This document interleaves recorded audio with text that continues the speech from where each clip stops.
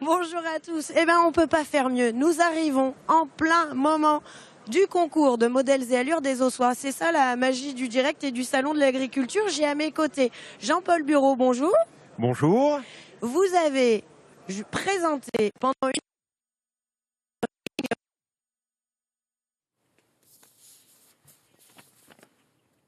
Amélie Douai, je l'espère, dans un tout petit instant. Avant ça, nous allons prendre connaissance de la suite de l'actualité, sauf si on m'informe qu'effectivement, on retrouve peut-être Amélie Douai au salon. 4 lettres pour le conseil d'architecture.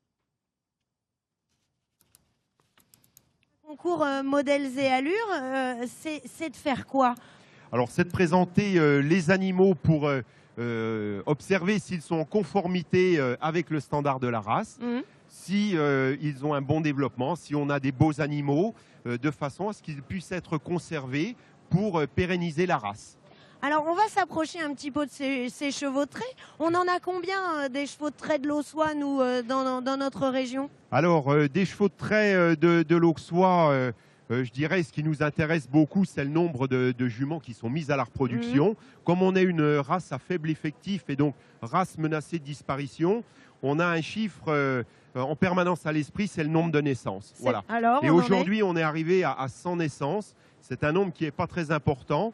Et l'Union nationale du cheval de trait auxois met en place une politique pour absolument inciter ces éleveurs à conserver ces poulinières et à les remettre à la reproduction pour conserver l'effectif de cette race de façon à ce qu'elle ne disparaisse pas. Rappelons à nos téléspectateurs, elle servait à quoi cette race de trait dans nos vignes, on le sait, dans le labour? Voilà, donc c'est une race qui est polyvalente, puisque son caractère docile lui permet d'être utilisé aussi bien dans le travail. Le travail, c'est le loisir. Et puis également pour la filière viande, parce que c'est une filière qu'il ne faut pas négliger non plus. C'est celle qui a sauvé notre race? En partie. Et également les autres races de chevaux de trait. Je vous remercie, Monsieur Bureau. Je Merci. vous pique le micro pour aller rejoindre un juge et un éleveur. Bonjour, Monsieur le juge. Bonjour.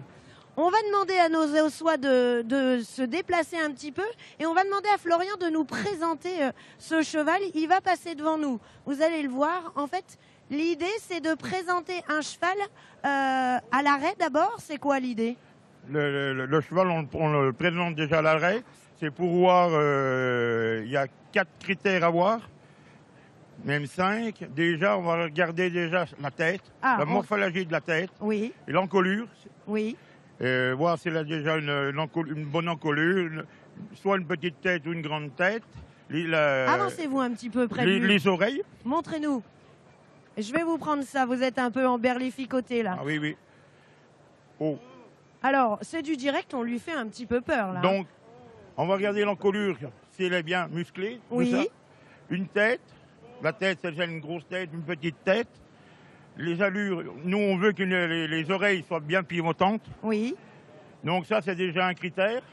Et après, on va passer la ligne de dessus. Ah. Donc la ligne de dessus, elle se comporte le dessus du dos.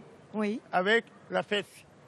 Si elle a une bonne croupe, chez nous, il faut que ce soit un dos bien tendu. Bien tendu. Avec une fesse qui est bien arrondie, qui descend assez bas, qui descend jusque-là. Oui. Ça, c'est le deuxième critère. Et après, on passe au critère des aplombs. Les aplombs, c'est comment elle se tient?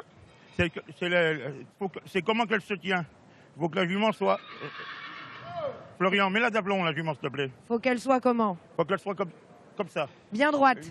Voilà. Donc, il faut que le genou, ça tombe. Il faut que la ligne droite, ça tombe bien droit là.